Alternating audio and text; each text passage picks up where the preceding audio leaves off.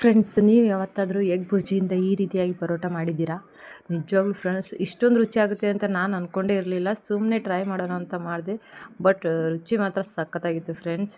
ನೀವು ಕೂಡ ಒಂದ್ಸಲ ಟ್ರೈ ಮಾಡಿ ಮನೆಯಲ್ಲಿ. ಓಕೆ ನೋಡಿ, ಇವಾಗ ನಾರ್ಮಲಾಗಿ ಒಂದು 2-3 ಉಳ್ಳಾಗಡ್ಡಿನ ಕಟ್ ಮಾಡಿ ಇಟ್ಕೊಂಡಿದ್ದೀನಿ. ಮತ್ತು 1-2 ಟೊಮೆಟೊ ಮತ್ತು ಕೊತ್ತಂಬರಿನ ಕಟ್ ಮಾಡಿ ಇಟ್ಕೊಂಡಿದ್ದೀನಿ ಸಣ್ಣ ಸಣ್ಣದಾಗಿ. ಅದಾದಮೇಲೆ ಒಂದು ಬೊಗಣಿ ತೊಗೊಂಡ್ಬಿಟ್ಟು ಅದಕ್ಕೆ 1-2 ಚಮಚನ ಎಣ್ಣೆ ಹಾಕಿದ್ದೀನಿ. ಸೊ ಇವಾಗ ಅದಕ್ಕೆ ಸ್ವಲ್ಪ ಜೀರಿಗೆ ಮಾತ್ರ ಹಾಕ್ಕೊಂಡಿದ್ದೀನಿ, ಸಾಸಿವೆ ಹಾಕ್ಕೊಂಡಿಲ್ಲ. ಬರೀ ಜೀರಿಗೆ ಹಾಕೊಂಡ್ಬಿಟ್ಟು ಅದಾದ್ಮೇಲೆ ಸ್ವಲ್ಪ ಒಂದು ಮೆಣಸಿನ್ಕಾಯಿ, ಒಂದು ಬೆಳ್ಳುಳ್ಳಿ ಮತ್ತು ಸ್ವಲ್ಪ ಅದ್ರಕನ್ನ ಕುಟ್ಟಿಟ್ಕೊಂಡಿದ್ದೆ, ಅದನ್ನು ಹಾಕಿದ್ದೀನಿ.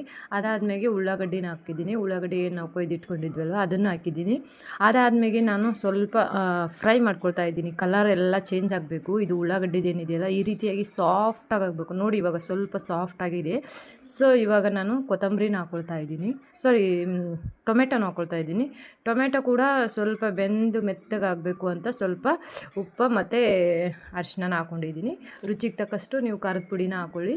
ನೋಡಿ ನಾನು ಖಾರದ ಪುಡಿನ ಹಾಕ್ಕೊಂಡಿದ್ದೀನಿ. ಅದಾದಮೇಲೆ ಇದು ಸ್ವಲ್ಪ ಸೀಕ್ರೆಟ್ ಮಸಾಲ ನೋಡಿ, ಇದು ಏನಂದರೆ ಚಿಕನ್ ಮಸಾಲಾನ ಮಿಸ್ ಮಾಡೋಂಗೆ ಇಲ್ಲ. ನೀವು ಎಗ್ ಬುರ್ಜಿ ಮಾಡಿದರೆ ಇದು ಒಂಥರ ಟೇಸ್ಟ್ ಕೊಡುತ್ತೆ. ಚಿಕನ್ ಮಸಾಲ ಹಾಕಿದರೆ ಎಗ್ ಬುರ್ಜಿಗೆ ನಿಜವಾಗ್ಲೂ ನೀವು ಟ್ರೈ ಮಾಡಿ ಒಂದು ಸಲ ಮನೇಲಿ ಚಿಕನ್ ಮಸಾಲಾನ ಎಗ್ ಬುರ್ಜಿಗೆ ಹಾಕಿ.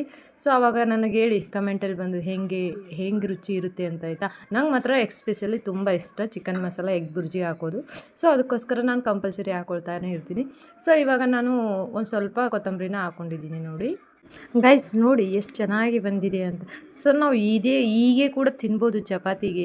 ಬಟ್ ನಾನು ಇದಕ್ಕೆ ಎಗ್ಗನ್ನು ಹಾಕೊಳ್ತಾ ಇದ್ದೀನಿ. ಎಗ್ ಹಾಕ್ಕೊಂಡ್ರೆ ಇವಾಗ ಎಗ್ ಬುರ್ಜಿ ಆಗುತ್ತೆ. ಇಲ್ಲಾಂದರೆ ಟೊಮೆಟೊ ಮತ್ತು ಉಳ್ಳಾಗಡ್ಡಿ ಬುರ್ಜಿ ಅಂತ ಅಂದ್ಕೋಬೋದು. ಸೊ ವೆಜ್ ತಿನ್ನೋರಿಗೆ ಅದು ಬೆಸ್ಟ್. ನಾನಿವಾಗ ಎಗ್ ಹಾಕ್ಕೊಂಡಿದ್ದೀನಿ, 3 ಎಗ್ ಹಾಕ್ಕೊಂಡಿದ್ದೀನಿ ಫ್ರೆಂಡ್ಸ್. ಸೊ ಎಗ್ ಹಾಕ್ಕೊಂಡ್ಬಿಟ್ಟು ಸ್ವಲ್ಪ ಹೊತ್ತು ಈ ರೀತಿಯಾಗಿ ಕೈ ಆಡಿಸ್ಕೊಂಡ್ಬಿಟ್ಟು ಸ್ವಲ್ಪ ಹೊತ್ತು ನಾನು ಮುಚ್ಚಳನ ಮುಚ್ಚಿಬಿಟ್ಟು ಇಡ್ತಾಯಿದ್ದೀನಿ. ಮುಚ್ಚಿಬಿಟ್ಟು ಬಿಡೋಂಗಿಲ್ಲ, ಹಾಗೆ ಕೈ ಆಡಿಸ್ತಾ ಇರಬೇಕು. ಸ್ವಲ್ಪ ತೆರೆದುಬಿಟ್ಟು ಇವಾಗ ನೋಡಿ ಈ ರೀತಿಯಾಗಿ ಕೈ ಆಡಿಸ್ತಾ ಇರಬೇಕು. ಇಲ್ಲಾಂದರೆ ಅದು ಬೊಗಣಿಗೆಲ್ಲ ಹತ್ಕೊಂಡ್ಬಿಡುತ್ತೆ. ಅದಕ್ಕೋಸ್ಕರ ಈ ರೀತಿಯಾಗಿ ಕೈ ಆಡಿಸ್ಕೊಂಡ್ರೆ ಫೈನಲಿ ನೋಡಿ ಎಷ್ಟು ಚೆನ್ನಾಗಿ ಬಂದಿದೆ ಅಂತ. Super guys. ಇದು ಮಾತ್ರ ನಾನು ಬೆಳಿಗ್ಗೆ ಹೊತ್ತಲ್ಲಿ ಚಪಾತಿ ಜೊತೆಗೆ ಹಚ್ಕೊಂಡು ತಿಂದ್ವಿ, ಚಪಾತಿ ಅನ್ನೋ ಜೊತೆಗೆ.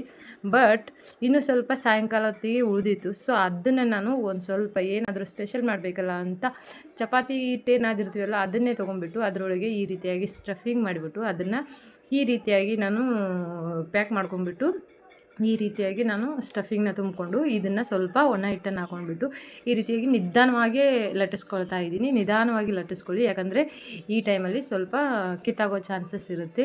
ಚಪಾತಿ ಒಳಗಡೆ ಇರೋ ಸ್ಟಫಿಂಗ್ ಎಲ್ಲ ಹೊರಗಡೆ ಇರೋ ಚಾನ್ಸಸ್ ಇರುತ್ತೆ. ಸೊ ನಿಧಾನವಾಗಿ ಲಟ್ಟಿಸ್ಕೊಂಡು ಬಿಟ್ಟರೆ ಮುಗೀತು. ಎಣ್ಣೆ ಅಥವಾ ತುಪ್ಪನ ಹಚ್ಕೊಂಡ್ಬಿಟ್ಟು ಚೆನ್ನಾಗಿ ಬೇಯಿಸ್ಕೊಂಡ್ಬಿಟ್ರೆ ಮುಗೀತು. ಸಕ್ಕತ್ತಾಗಿರೋ ನಮ್ಮ ಎಗ್ ಬುರ್ಜಿ ಪರೋಟ ರೆಡಿ ಆಗುತ್ತೆ ನೋಡಿ ಫ್ರೆಂಡ್ಸ್. ನಿಜವಾಗ್ಲೂ ಈ ರುಚಿ ಮಾತ್ರ ನನಗೆ ಮಾತ್ರ ತುಂಬ ಅಂದರೆ ತುಂಬ ಇಷ್ಟ ಆಯಿತು. ನೀವು ಕೂಡ ಮನೇಲಿ ಒಂದ್ಸಲ ಟ್ರೈ ಮಾಡಿ, ನಿಮಗೂ ಕೂಡ ಇಷ್ಟ ಆಗುತ್ತೆ ಅಂತ ನಾನು ಅಂದ್ಕೊಂಡಿದ್ದೀನಿ.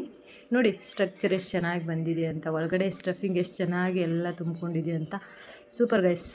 ಇಂಥದ್ದೇನಾದರೂ ಹೊಸ ವೀಡಿಯೋಗಳಿಗಾಗಿ ನನ್ನನ್ನು ಫಾಲೋ ಮಾಡ್ಕೊಳ್ಳಿ, ಸಬ್ಸ್ಕ್ರೈಬ್ ಮಾಡಿ. ಓಕೆ, ಮತ್ತು ನೆಕ್ಸ್ಟ್ ವೀಡಿಯೋದಲ್ಲಿ ಸಿಗೋಣ. ಅಲ್ಲಿ ತನಕ ಎಲ್ಲರೂ ಬೈ, ಟೇಕ್ ಕೇರ್.